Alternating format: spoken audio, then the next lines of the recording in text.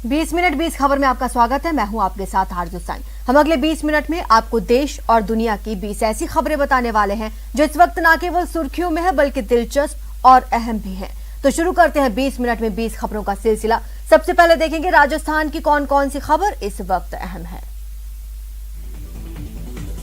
धौलपुर के रहने वाले 1 लाख के इनामी बदमाश बदन सिंह को उत्तर प्रदेश के आगरा में पुलिस ने एक मुठभेड़ में मार गिराया है।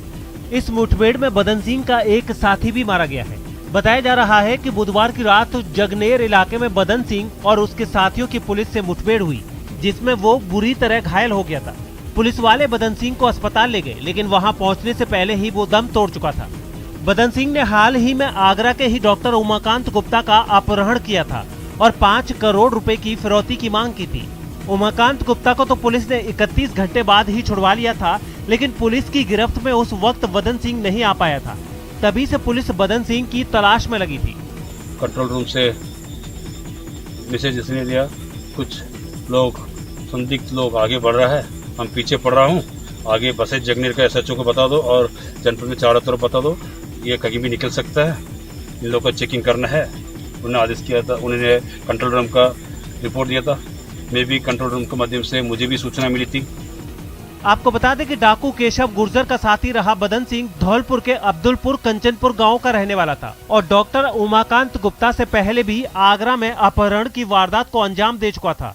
बदन सिंह ने अक्टूबर 2017 में ग्वालियर हाईवे से डेंटिस्ट निखिल बंसल का भी अपहरण किया था। बुधवार की रात जैसलमेर में जमकर बारिश हुई। इस बारिश की वजह से जहां लोगों को गर्मी से राहत मिली है, वहीं कई इलाकों से पानी भरने की भी तस्वीरें सामने आईं। दरअसल पिछले 1 हफ्ते से जैसलमेर में बादल उमड़ घुमड़ तो कर रहे थे, लेकिन बरसने के नाम पर कभी कभार बस बूंदाबांदी हो रही थी। लेकिन बुधवार की शाम को जिन बादलों ने जैसलमेर के आसमान पर डेरा डाला, वो रात होते होते ही बरसने लगे। इस बारिश ने जहां शहर के लोगों को गर्मी से राहत दिलाई, तो वहीं इस बारिश की वजह से धरती पुत्रों की उम्मीदें बढ़ गई हैं कि अब की बार अच्छी फसल होगी। हालांकि कुछ इलाकों से पानी भरने की भी तस्वीरें आई हैं, जिनकी वजह से लोगों को अच्छी खासी परेशानी का भी सामना करना पड़ा है।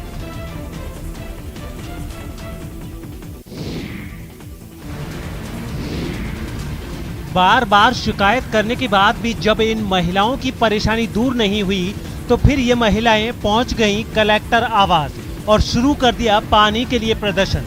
पानी के लिए प्रदर्शन करने वाली महिलाओं की ये तस्वीर अलवर के कलेक्टर आवास से आई है। बताया जा रहा है कि ये महिलाएं वार्ड नंबर 48 से यहां आई हैं और इनका कहना है कि पिछले 8 महीने से पीने के पानी के लिए ये लोग परेशान हैं। स्थानीय नेता से लेकर जनप्रतिनिधि और जलदाय विभाग से लेकर बड़े अधिकारियों तक के यहाँ कई बार इन्होंने गुहार लगाई, लेकिन इनकी गुहार पर किसी ने ध्यान नहीं दिया और अब हालात इतने खराब हो गए हैं कि पानी के लिए इन्हें 400 रुपए का टैंकर मंगाना पड़ रहा है। कभी कभार टैंकर मंगाने की बात हो तो ये मैनेज कर सकती हैं, लेकिन रोज रोज ऐसा कैसे होगा? और यही वजह है कि अब ये लोग कलेक्टर आवास का घेराव करने आए हैं। पानी आता ही नहीं है, कभी 5 मिनट आता है, कभी 10 मिनट आता है, मीठा खारा कैसा भी नहीं आता है। कहाँ से व्यवस्था करते हैं? फिर टैंकर मंगवाते हैं या फिर कहीं और जा करके नहा धो के आते हैं। हमारे पेड़ सूख गए, बहुत परेशानी हो रही है। Indira colony 48 number ward. जलदाय विभाग से भी आता है कि टैंकर आपके पास? नहीं, एक भी नहीं आया हमारा टैंकर।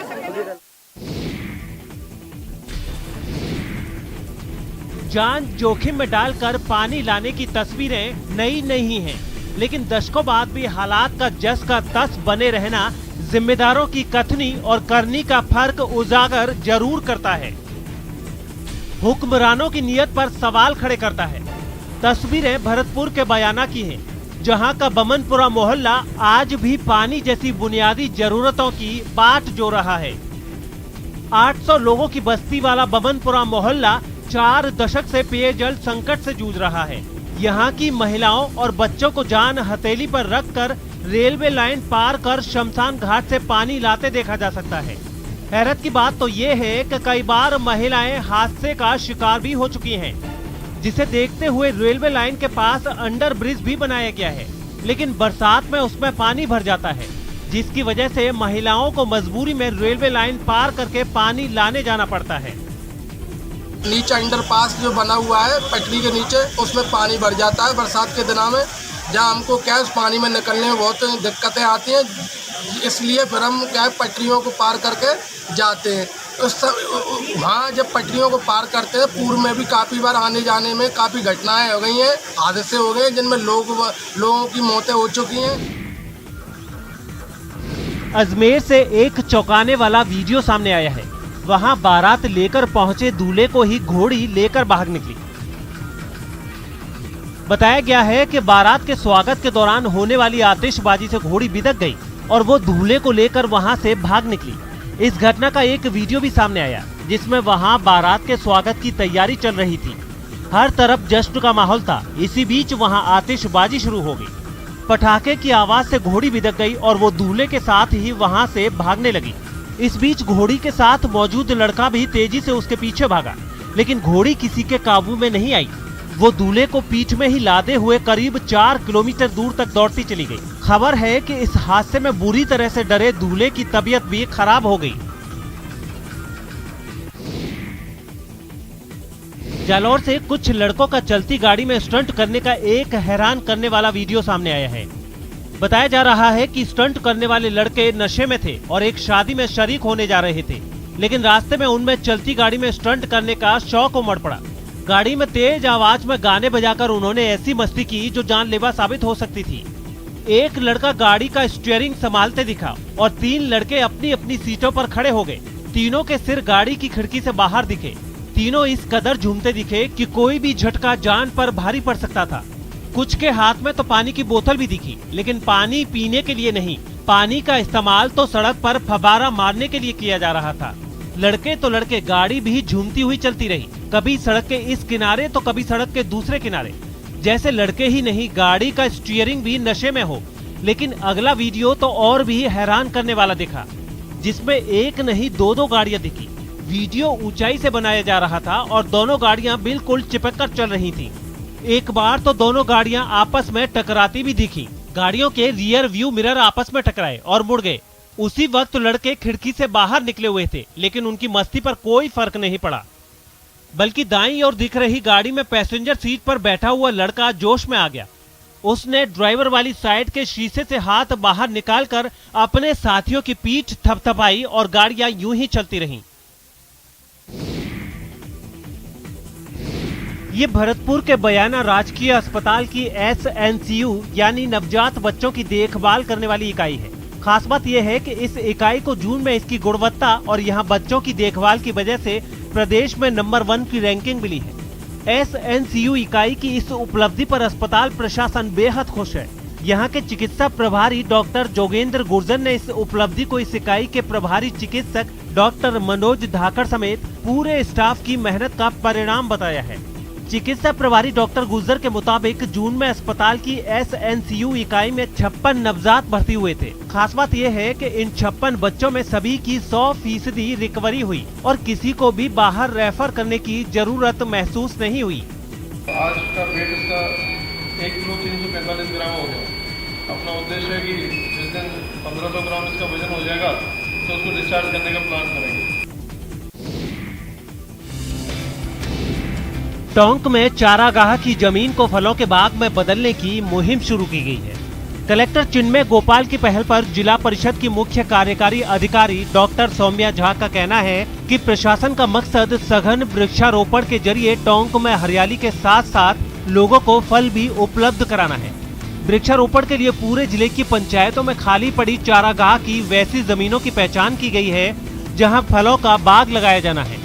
प्रशासन को इस मुहिम से ये भी उम्मीद है कि उसके ऐसा करने से चारागाह की जमीन पर होने वाले अतिक्रमण की समस्या भी खत्म हो जाएगी और इससे पंचायत की निजी आय भी बढ़ेगी।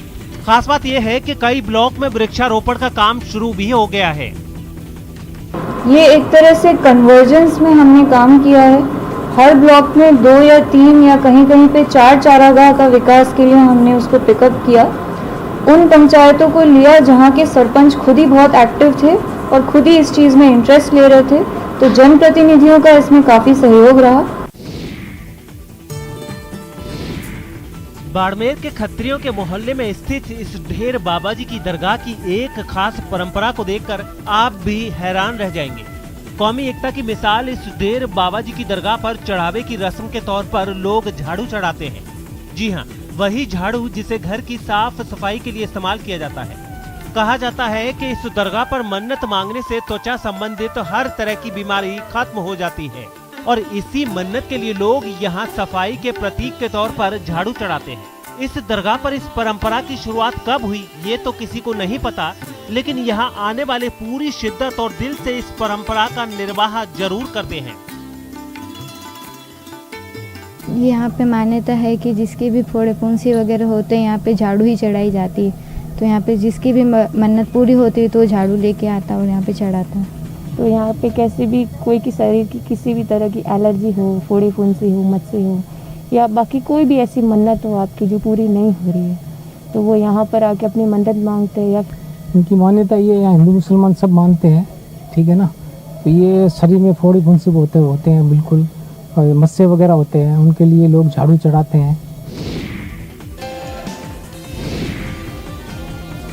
भक्तों के लिए खाटू श्याम जी मंदिर के पट क्या खुले, यहाँ भक्तों की भीड़ लग गई। बाबा श्याम के दर्शन के लिए यूं तो मंदिर प्रशासन की ओर से कोरोना की वजह से कई दिशा निर्देश जारी किए गए हैं, लेकिन हर जगह की तरह यहाँ भी लोग उन दिशा निर्देशों की धज्जियां उड़ाते नजर आ रहे हैं।